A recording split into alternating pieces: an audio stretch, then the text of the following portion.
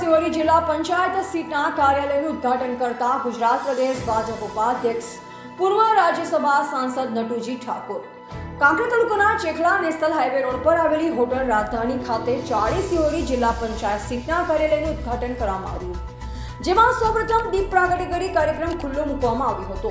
આ પ્રસંગે બનાસ બેંકના ચેરમેન ડાયાભાઈ પિલિયાતર, પૂર્વ પ્રમુખ દિનેશભાઈ દવે, જિલ્લા ભાજપ મહામંત્રી રસિકજી ઠાકોર, હંસપુરી ગોસ્વામી, ઠાકોર સેના પ્રમુખ ડીડી ઝાલેરા, થરા માર્કેટયાર્ડના ચેરમેન ઈશ્વરભાઈ પટેલ, પૂર્વ બાંધકામ સમિતિના ચેરમેન અને વર્તમાન કંબોઈ જિલ્લા પંચાયત સીટના ભારતીય જનતા પાર્ટીના બિનહરીફ ઉમેદવાર ગોપાલસિંહ સોલંકી, દેવજીભાઈ ચૌધરી, પૂર્વ પ્રમુખ રજિસ્ટ્રાર યુનિયન ગુજરાત લલિતસિંહ વાઘેલા તેમજ તાલુકા પંચાયતના 10 સીટોના ઉમેદવારો ખાસ કરી ઉપસ્થિત રહ્યા, જેમાં મહિલા પ્રમુખ પુષ્પાબેન દરજી સહિત મોટી સંખ્યામાં ભાજપના પદાધિકારીઓ અને કાર્યકર્તાઓ હાજર રહ્યા હતા।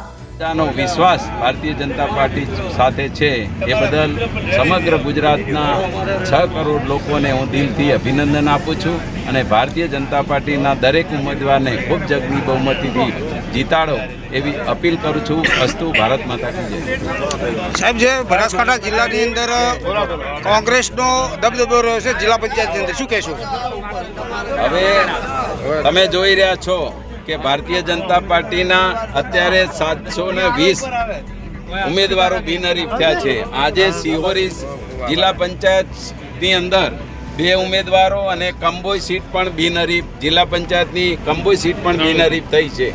તો લોકોની અંદર ભારતીય જનતા પાર્ટી માટે ખૂબ જ પ્રેમ અને વિશ્વાસ છે। ભારતીય જનતા પાર્ટીનું સૂત્ર છે સૌનો સાથ, સૌનો વિકાસ, સૌનો વિશ્વાસ અને સૌનો પ્રયાસ। દરેકના પ્રયાસથી આ વખતે બનાસકાંઠાની અંદર પણ ભારતીય જનતા પાર્ટી વિજયી બનવાની છે।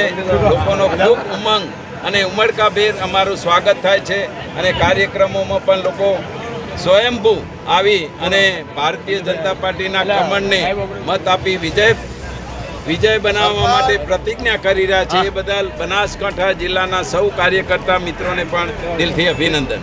જિલ્લા પંચાયત સીટ ભારતીય જનતા પાર્ટી રાજધાની હોટલની બાજુમાં કાર્યાલયનું ઓપનિંગ કરવામાં આવ્યું। આ કાર્યક્રમમાં વક્તા તરીકે નટુજી હાલાજી ઠાકોર સાહેબ ઉપસ્થિત રહ્યા।